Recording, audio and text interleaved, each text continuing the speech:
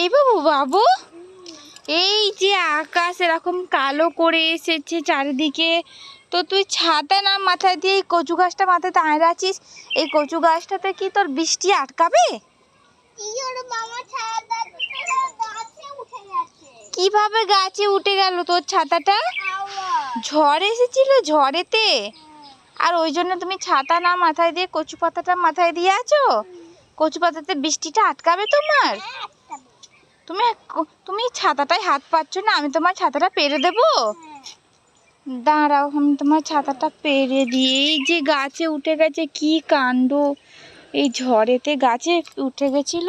ফেলে দাও, কচু পাতাটা ফেলে দাও। এই নাও, ধরো তোমার ছাতা, ধরো। যাকগে, তুমি যাও, মাথায় দাও, মাথায় দাও।